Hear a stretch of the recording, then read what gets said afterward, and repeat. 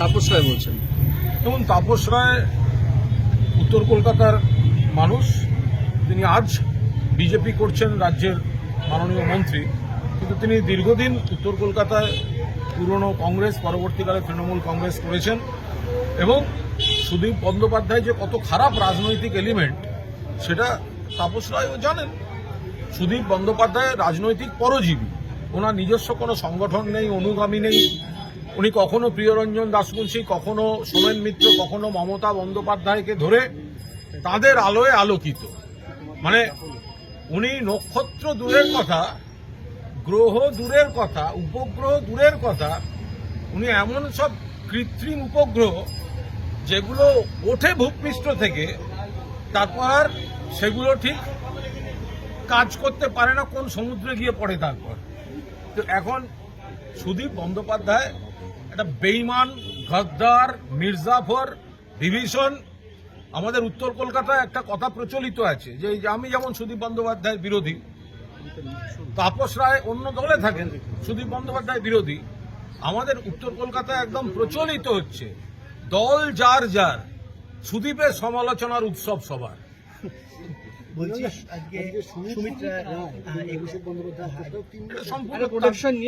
এটা সম্পূর্ণ তাদের বিষয়, কনসার্ন ব্যক্তির বিষয়, এ ব্যাপারে কোনো মন্তব্য করব না।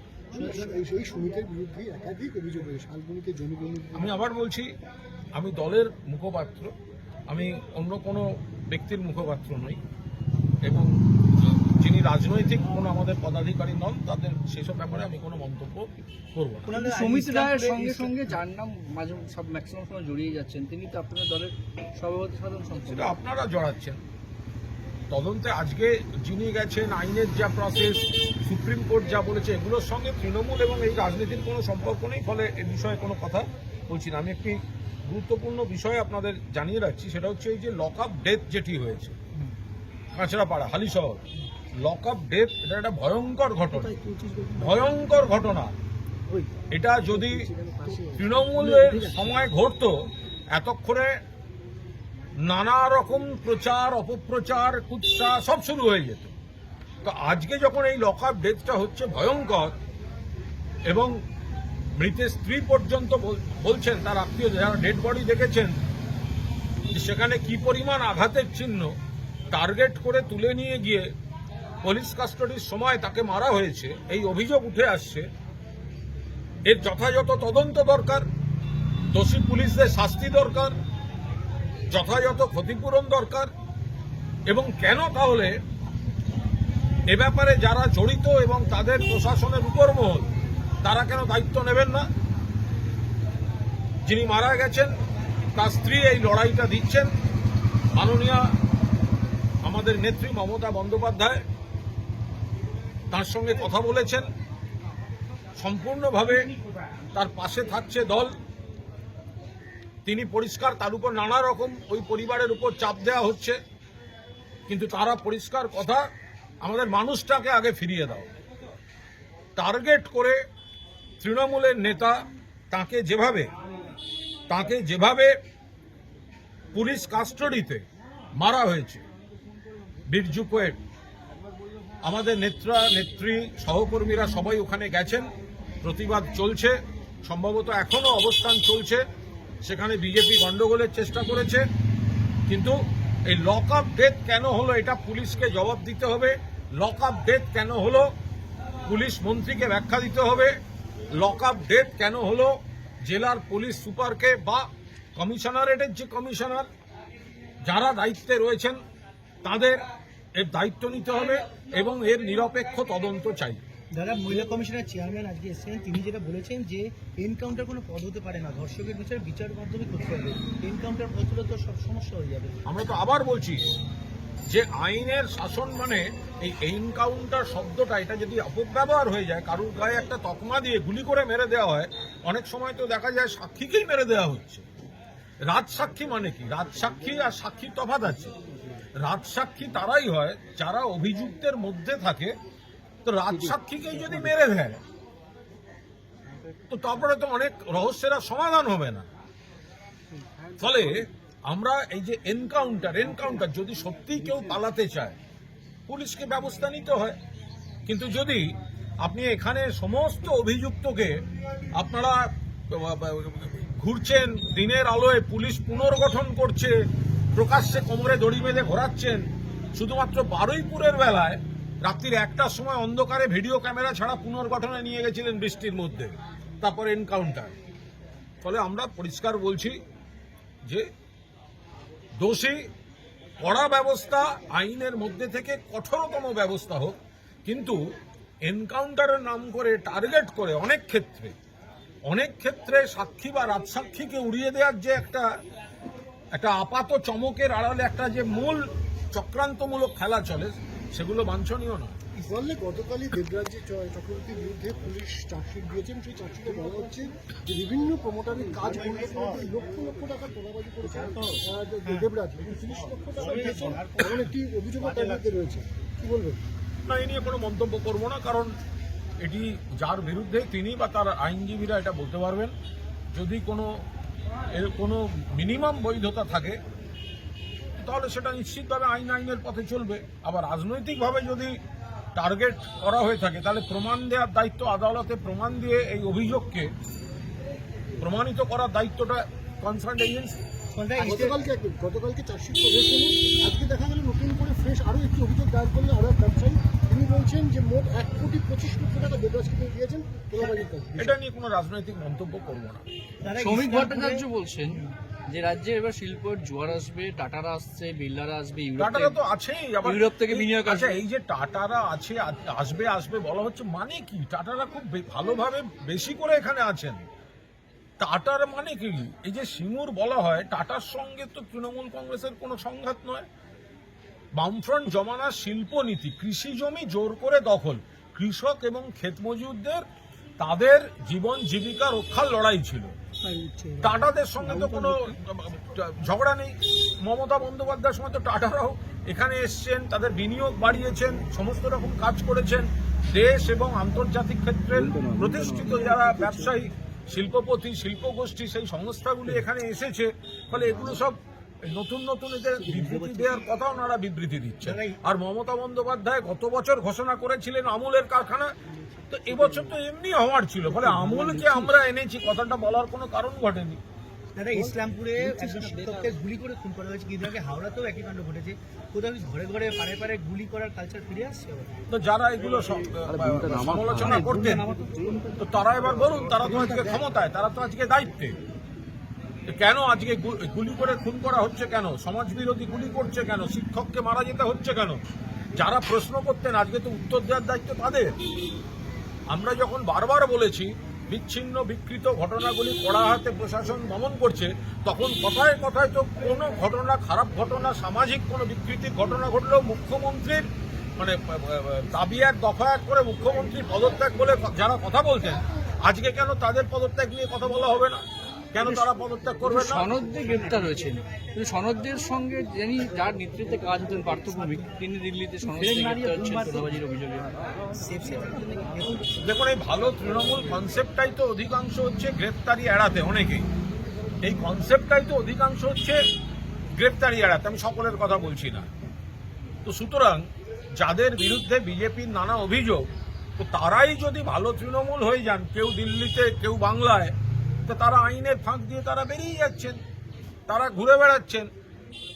আমার তো মনে হয় এই যে তথাকথিত যে এই সাংসদ গদ্দার, বেঈমান যেগুলো, আর কিছু বিধায়ক, এদের সঙ্গে যখন বিজেপি নেতাদের সব গ্রুপ ছবি বেরোচ্ছে, আরে তৃণমূল কর্মীদের কি রিয়াকশন সে তো আমরা বুঝতে পারছি, কিন্তু তার থেকেও বেশি আমাদের কৌতূহল বিজেপির কর্মী সমর্থক নেতাদের, তাদের কেমন লাগছে।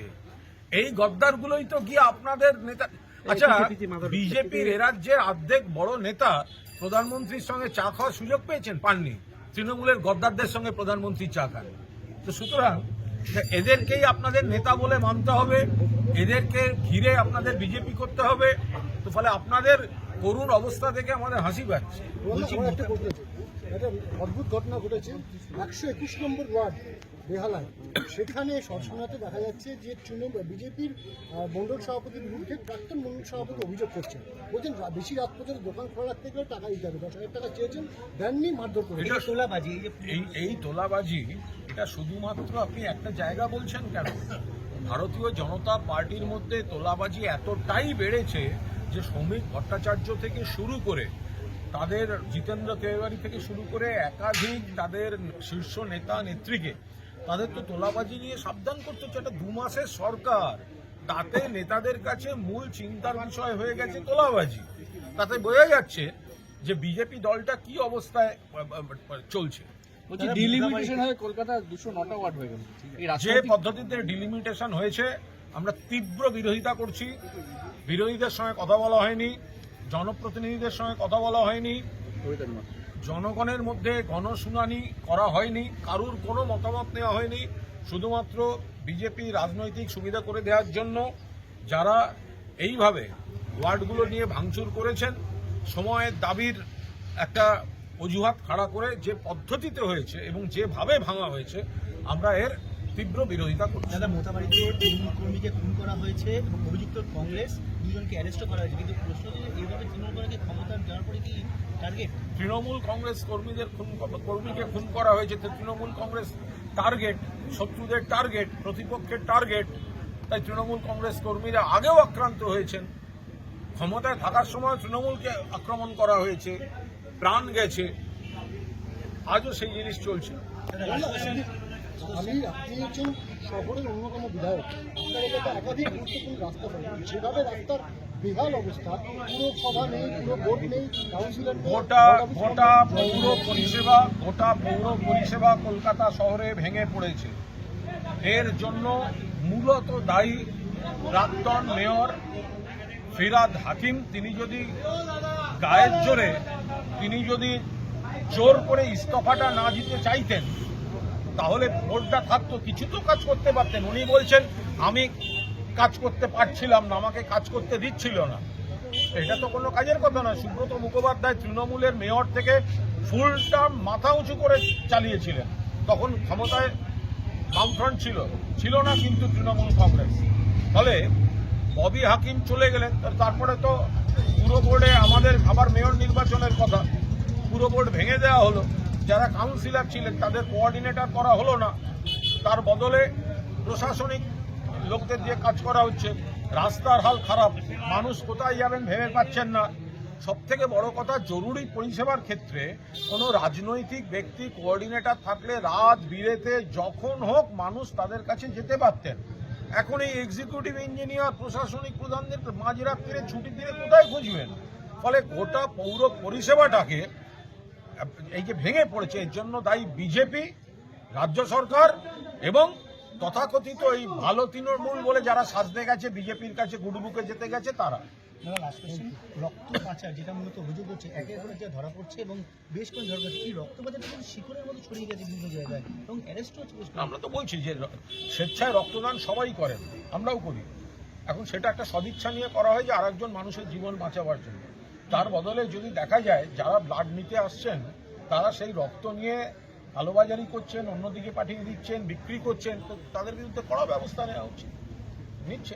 আর একটা কথা বলি, যে বা যারা দিল্লিতে গদ্দারি করেছেন, যে এমপিরা বা এদিককার যে এমএলএরা, সকলকে বলছি না, কয়েকজন পুলিশের চাপে গেছেন, তারা যোগাযোগ রাখছেন। এরা পুরোপুরি কার্যত বিজেপি হয়ে গেছে, মানুষকে ভুল বোঝাচ্ছে। এই 20 জন এদের জিজ্ঞেস করুন, এলাকায় গেলে মানুষ জিজ্ঞেস করুন আপনি আজকের দিনে কোন দলে দাঁড়িয়ে আছেন। আপনি তৃণমূলের হয়ে জিতেছেন, বিজেপি নেতাদের পাশে ঘুরঘুর করছেন, এনসিপিআইতে জয়েন করেছেন বলেছেন, অথচ টিভিতে দেখা যাচ্ছে, লোকসভা টিভিতে স্পিকার আপনাদের পরিচয় দিচ্ছে এআইটিসি। অর্থাৎ আপনি আজও দাঁড়িয়ে আছেন এআইটিসিতে। আপনাদের তো অবিলম্বে মেম্বারশিপ খারিজ হয়ে যাওয়া উচিত, হচ্ছে না কেন? চূড়ান্ত রাজনৈতিক সংকটে রয়েছেন এনারা এবং মানুষকে ভুল বোঝাচ্ছেন। এরা বিজেপির সঙ্গে হাত মিলিয়েছে, এরা বিজেপির দালালি করছে, এরা বিজেপির সঙ্গে নিজেদের সেটিং করেছে। বাংলার স্বার্থে নয়, মানুষের স্বার্থে নয়, শুধুমাত্র নিজেদের অঙ্কে বিজেপি বিরোধী ভোটারদের সঙ্গে প্রতারণা করেছেন এই যারা বাংলায় যারা বিরোধী সেজে বসে আছে, এরা শুধু বিজেপির দ্বারা পোষিত, মানে বিজেপি এদের নিয়োগ করে দিয়েছে। এরা বিজেপি চায় সরকারও তারা চালাবে, আবার অপোজিশনও তারাই চালাবে। এদের প্রত্যেকটি কথা যদি কোনোদিন দেখেন বিজেপির বিরুদ্ধে কোনো কথা বলছেন, তাহলে জেনে নেবেন সেটাও বিজেপিরই সাজিয়ে দেওয়া মানুষকে বিভ্রান্ত করার জন্য। এরা পুরোপুরি বিজেপির হয়ে কাজ করছে। যারা যারা মমতা বন্দ্যোপাধ্যায়ের নেতৃত্ব থেকে বেরিয়ে আলাদা তৃণমূল করছেন, তারা সবাই বিজেপির হয়ে কাজ করছেন, বিজেপির পারপাস সার্ভ করছেন, বিজেপির হয়ে গেছেন। এলাকায় গেলে জিজ্ঞাসা করুন, বিজেপি বিরোধী ভোটে আপনি জিতেছিলেন, আমরা আপনার ভোট করেছি তৃণমূলের প্রার্থী বলে, তাহলে আপনারা কি করে এখন বিজেপির হাতে দোল খেতে যাচ্ছেন? কোনো এলাকায় যাওয়ার নাম নেই, নাগরিক পরিষেবা দেওয়ার নাম নেই, সাজানো চারটে ছবি ছাড়া। বিভিন্ন কর্তব্য আছে নাগরিকদের স্বার্থে, সেগুলো এরা করছেন না। দুর্গতদের পাশে যাচ্ছেন না, মৃতের পরিবারের পাশে যাচ্ছেন না, বিরোধীদের প্রকৃত ভূমিকা পালন করছেন না। শুধুমাত্র নিজেদের পদ চেয়ার কি করে রাখবেন, শুধু বিজেপি নেতাদের কাছে গিয়ে গিয়ে মিটিং করছেন আর মানুষকে বিভ্রান্ত করার চেষ্টা করছেন।